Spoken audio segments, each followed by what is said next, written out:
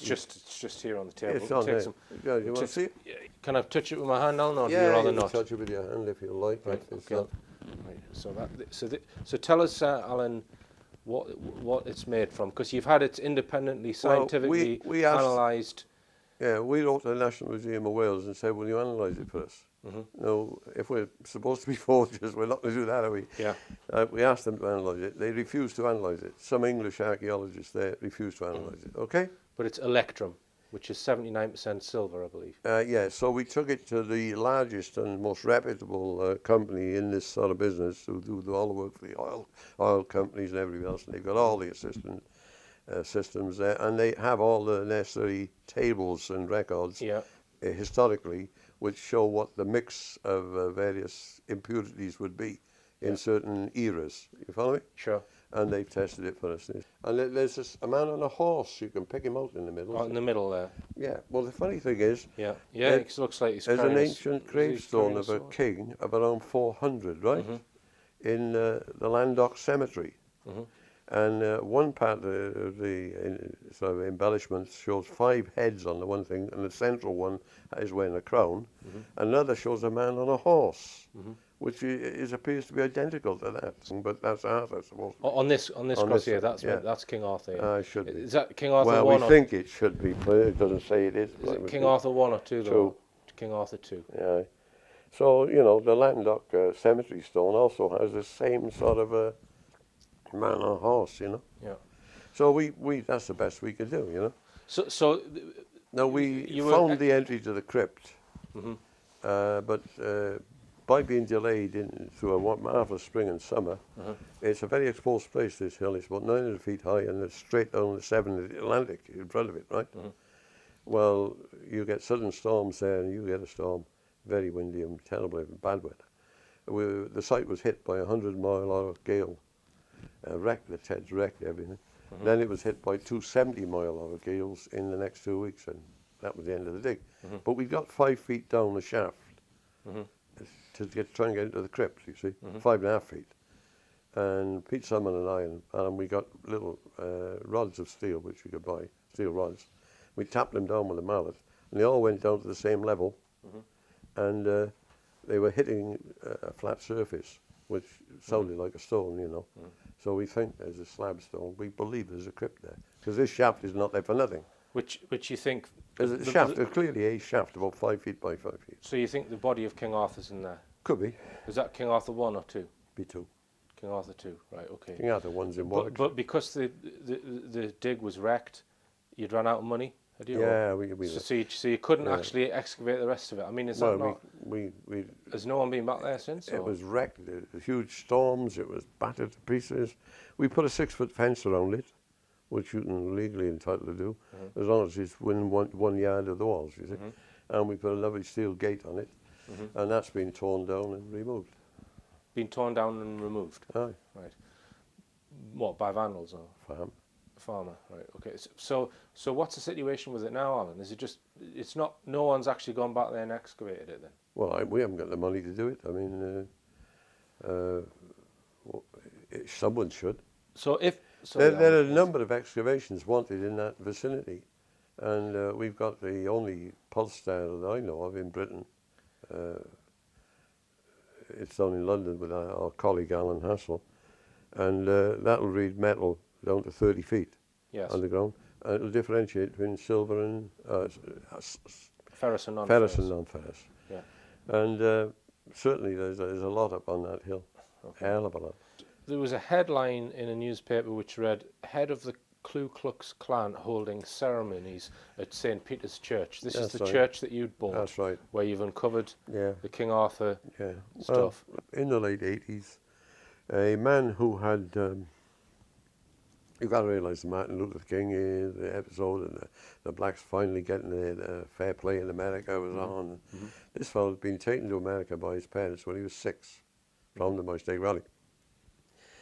He'd got himself in with extreme right-wing people, Ku Klux Klan, and in order to evade any consequences, he actually fled back to Britain. He's born in Britain, he's taken out of his country when he's 6, he's entitled. So he returns to the Mustang Valley. Well, we think Dowell and his friends were messing around with the church, you know. This is There Gareth, was also, Gareth yes, Gareth Dowdle. Just Dowdle. remind us who he is, Alan. He's the secretary of the Glamorgan Gwent Archaeological Trust Company Limited, which is stealing all the money. Who didn't have a degree and said he did, and all the rest of it. Con man. So it's con man. Right. So now, lurid headlines: the Ku Klux Klan are holding black masses at St. Peter's Church and all this stuff. Wouldn't you think that Dowdle instigated this? Oh, I'm sure of it. But have you got any proof of that, though, or not? Well, only verbals. But, okay, only verbals, right, but okay. The thing I don't mind putting in writing. Right. The next thing that happens is that... So just to interrupt you there, Alan, what's their motivation for putting such stories in the press? Just to try and discredit the site itself? Discredit the site and us. Because we would obviously be... And then tell stories of grave robbing at the church. This appeared in the media as well? Yes. So and we are supposed to be doing that. Robbing graves, right.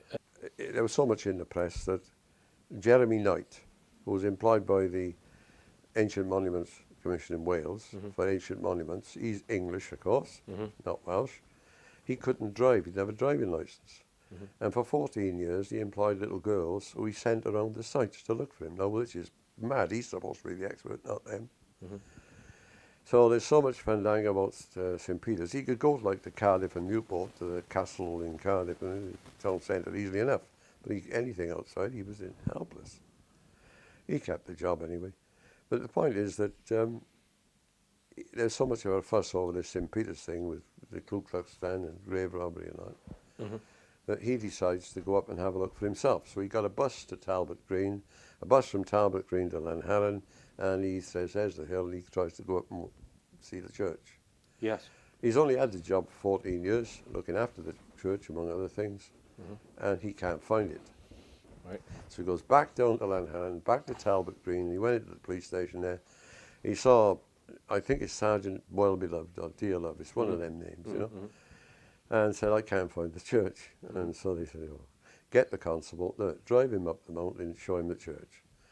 So the constable puts him in the car, takes him up and says, there's your church, right? Now, that's all that happened there. Now, then,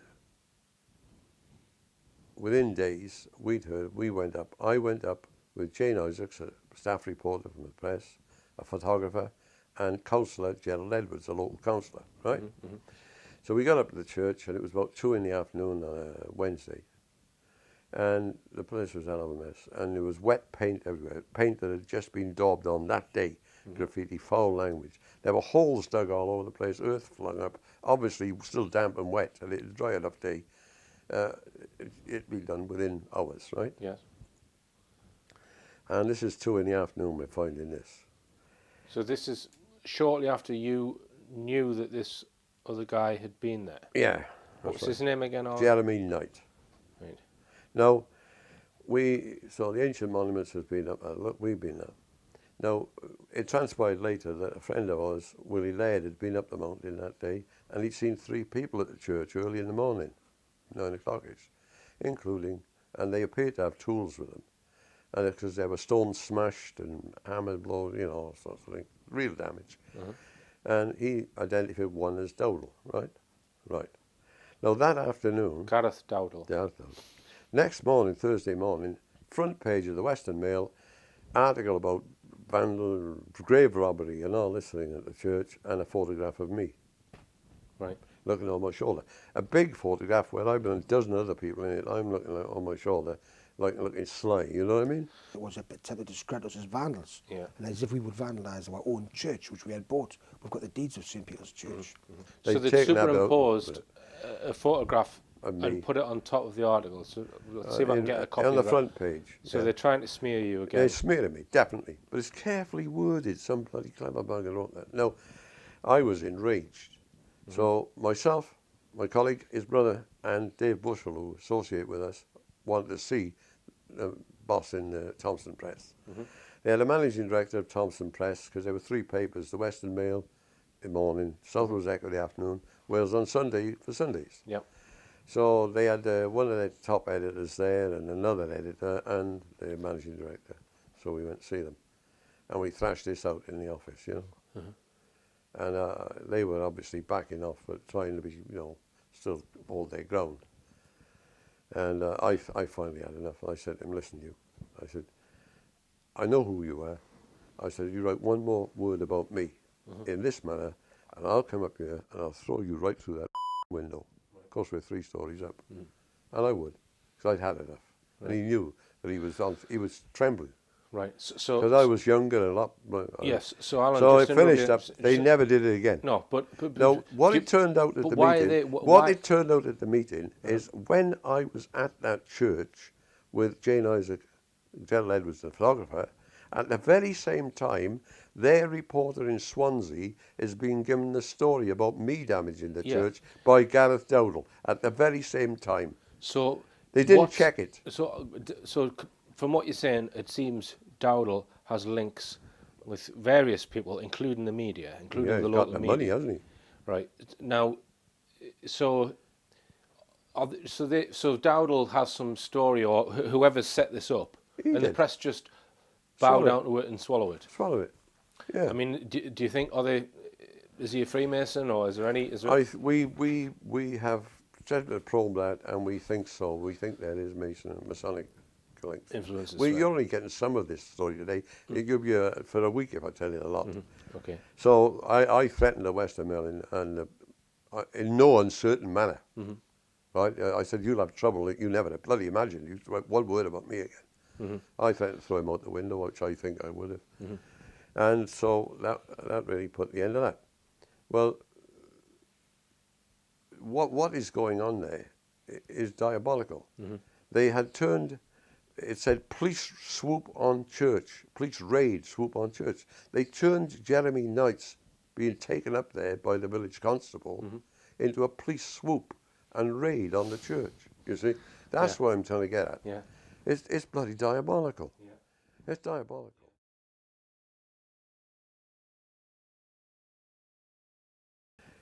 Around that period, in that era, they had the introduction of the first Freedom of Information Act. Britain was threatened, you'll be out of the common market if you don't have some freedom of information. We're the only ones who wouldn't. Britain was terribly secretive. So they did the minimum, which meant you could see the council rates and the electors list. But on the morning, the date this was due to become into force, right? You actually see something. We checked up with the planning department of Mid Glamorgan County Council, where these sites are. We lived in South Glamorgan. And we found when it would be the planning office, and we found that the planner would be away for the day and the assistant planner was at the meeting. So right on target, right on time, myself and Michael Blackett, my colleague's brother, we straight in, you see, and we said, we want to see under the Freedom of Information Act any information you got on myself and my colleague. And the clerks didn't know what to do because their bosses weren't there, you see. So I said, come on, it's under the law, we got to see it. To my astonishment, they produced about 18-inch pile and another foot pile of documents. And boy, were we the subject of correspondence visiting around South Wales. So we started going through these. I'm going to copy that. I'm going to copy that. You know. And we looked at the watch and getting all these copies of the ones we thought were relevant, the ones we wanted. So we got a bundle. And we looked, it's 5 to 10, you know. 5 to 11, the guy probably be back in a minute. So we dashed out the office, got a taxi, and shot off. The rubbish they had on us from all over the place. So what was the nature of the rubbish? What negative and destructive. You could say negative and destructive. We could see which way the wind was blowing. This is how we really got wind of coal and the rest from, you know. And so you got wind of what? Coal and everything else that was going on. Coal, Graham Cole. Graham Cole. He's the chief executive officer. He's the chief executive officer, but a council due to make a report. Didn't bother. He just brushed it under the carpet with his mates. You don't know who's getting what cash from who, see.